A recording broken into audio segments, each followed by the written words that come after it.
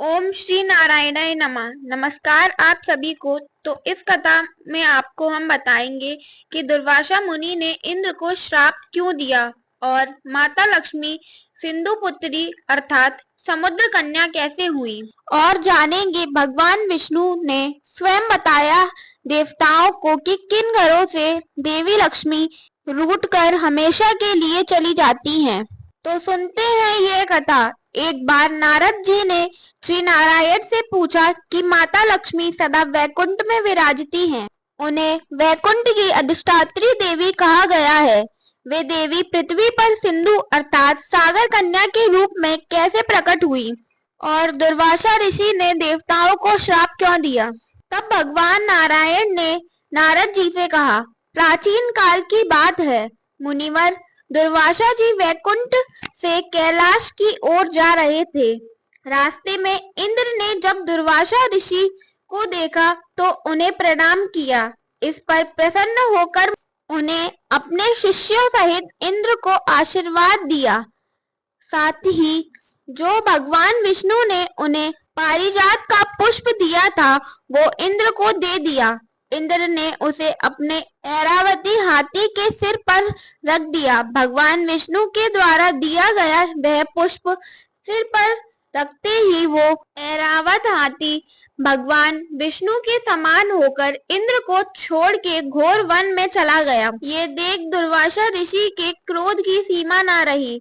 उन्होंने रोष में श्राप देते हुए कहा, तुम राजश्री के मद में उन्मत्त होके तुम क्यों मेरा अपमान कर रहे हो। मैंने तुम्हें ये पारिजात का पुष्प दिया, तुमने खुद इसका उपयोग न करके हाथी के सिर पर रख दिया। नियम तो यह है, श्री विष्णु के चढ़े हुए पुष्प निवेद जल और फल के प्राप्त होते ही उनका उपयोग करना चाहिए। त्याग करने पर ब्रह्म हत्या के समान दोष लगता है। सौभाग्य से उनके मिले हुए निवेद का जो त्याग करता है वो बुद्धि, श्री और ज्ञान से भ्रष्ट हो जाता है। इंद्र, तुमने जो पारिजात का पुष्प अभिमानवश हाथी के सिर पर रख दिया, इसलिए तुम्हें लक्ष्मी छोड़कर श्री हरि के पास चली जाए। श्री हरि मेरे इष्ट भगवान हैं। मुझे ब्रह्मा और शिव से भी भय नहीं है और तुम्हारे पिता कश्यप मेरा क्या करेंगे। काल, मृत्यु और जरा से भी मैं नहीं डरता। देवराज देखो, यह पुष्प जिसके मस्तक पर है उसी की पूजा श्रेष्ठ मानी जाती है। शिव के पुत्र का मस्तक कट जाने पर उसे पूर्व जीवन के लिए यही मस्तक जोड़ा जाएगा। मुनिवर, दुर्वासा जी के वचन सुनकर देवराज इंद्र ने उनके चरण पकड़ लिए। भय के कारण उनके मन में घबराहट हो रही थी। शोकातुर होके रोते हुए दुर्वासा मुनि से बोले, आपने मुझे श्राप देकर बहुत उचित ही किया है। आपने मुझे लक्ष्मी से विहीन कर दिया है, तो मुझे कुछ ज्ञान दीजिए। संपत्ति तो विपत्ति की जड़ है। तब दुर्वासा जी ने उन्हें कई प्रकार का ज्ञान दिया और देवराज इंद्र से प्रसन्न होकर बोले, तुम कोई मुझसे वर मांगो। तब इंद्र ने ऐश्वर्य, सुख, संपदा की कामना की। दुर्वासा मुनि ने कहा, तुम शीघ्र ही ऐश्वर्य से युक्त हो जाओगे। यह कहकर दुर्वासा मुनि चले गए। तब सब देवता दुखी हो जब अपनी अमरावती में पहुंचे तो दैत्यों ने अपना शासन कर लिया था। अपनी पुरी में अपनी पत्नी माता पिता को ना देख तब दुखी हो इंद्र गुरु बृहस्पति के पास गए। वे मंदाकिनी के पास बैठे ध्यान में लीन थे। फिर देखे तो गुरु बृहस्पति गंगा जल में खड़े सूर्य का अभिनंदन कर रहे थे। जब उनकी पूजा पूरी हुई तब इंद्र ने उनके चरणों को छुआ और उच्च स्वर से रोने लगे। तब दुर्वासा जी ने जो श्राप दिया वो सारी बातें गुरु बृहस्पति को बताई। तब बृहस्पति जी बोले, तुम घबराओ नहीं। धीर्य पुरुष विपत्ति में भी घबराता नहीं है। विपत्ति तो पूर्व जन्म के कर्मों के फल की वजह से ही आती है। हे इंद्र, तुम अब भगवान विष्णु की उपासना करो। जो विपत्ति में भी श्री हरि को स्मरण करते हैं उनकी विपत्ति शीघ्र टल जाती है।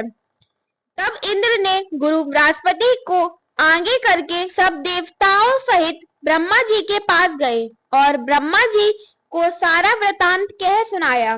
तब ब्रह्मा जी ने कहा, भगवान शिव ने जिस पुष्प से श्री हरि की पूजा की थी वही पुष्प मुनिवर दुर्वासा की कृपा से तुम्हें प्राप्त हुआ था, परंतु तुमने उसका सम्मान नहीं किया।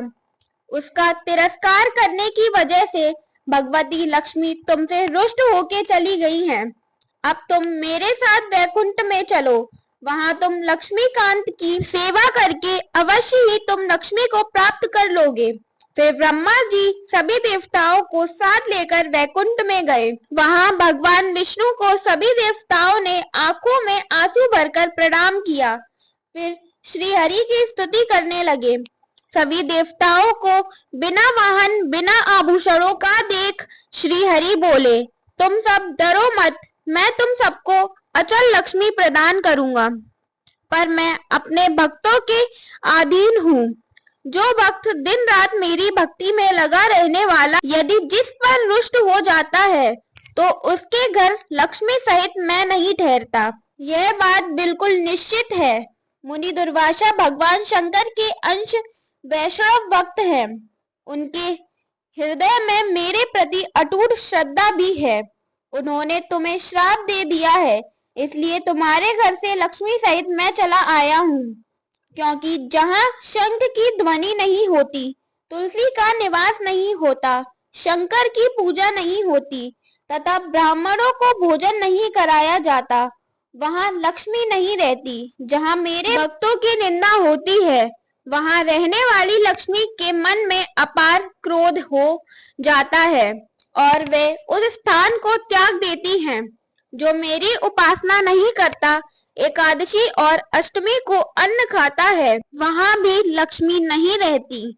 जहाँ अदिति भोजन नहीं पाता, उस घर में भी मेरी प्रिय लक्ष्मी नहीं ठहरती। और जो गीले पैर सोता है, जो अपने सिर में तेल लगाकर दूसरे के अंग से स्पर्श करता है, या जो व्यर्थ में बकवास करता है, उसके घर से लक्ष्मी चली जाती है।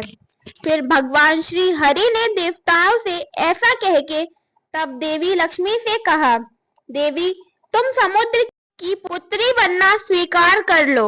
इस प्रकार देवी लक्ष्मी सिंधु सुता हुई। फिर श्री हरि ने ब्रह्मा जी से कहा, तुम समुद्र मंथन की तैयारी करो, उससे देवी लक्ष्मी का प्राकट्य होगा और देवता फिर से लक्ष्मी से युक्त हो जाएंगे। ऐसा कहने के बाद भगवान श्री हरि अंतर्ध्यान हो गए और देवता समुद्र पे पहुंचे। वहां सभी देवता और दानव इकट्ठे हुए। मंदराचल पर्वत को मंथन काष्ठ, कश्यप को पात्र तथा शेषनाग को मंथन की रस्सी बनाकर वे सब क्षीर समुद्र को मथने लगे।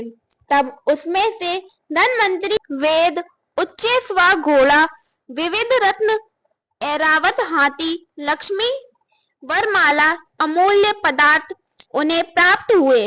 उस समय देवी लक्ष्मी ने क्षीर साई श्री विष्णु को वरमाला पहना दी और देवी लक्ष्मी की दृष्टि पड़ते ही देवता फिर से ऐश्वर्य और लक्ष्मी से युक्त हो गए। देवताओं ने दुर्वासा मुनि के श्राप से मुक्त होकर दैत्यों के हाथ में गया हुआ अपने राज्य को फिर से पा लिया। देवी लक्ष्मी की कृपा से देवता फिर से लक्ष्मी, ऐश्वर्य, सुख और संपत्ति से युक्त हो गए। तब सभी देवताओं ने मिलकर माता लक्ष्मी की पूजा अर्चना व स्तुति की और अपने राज्य अमरापुरी में लौट गए। जो व्यक्ति भगवान विष्णु और माता लक्ष्मी की आराधना करता है तथा विष्णु भक्तों का आदर करता है, उसके यहाँ श्री हरि सहित माता लक्ष्मी का स्थायी वास होता है। यह कथा सुनने के लिए आप सभी का धन्यवाद। आप सभी भक्तों को यह वीडियो सुनने के लिए धन्यवाद। श्री हरि और माता लक्ष्मी की कृपा आप सभी पर सदा बनी रहे। बोलिए लक्ष्मी नारायण की जय। जय श्री हरि, जय श्री कृष्ण। राधे राधे।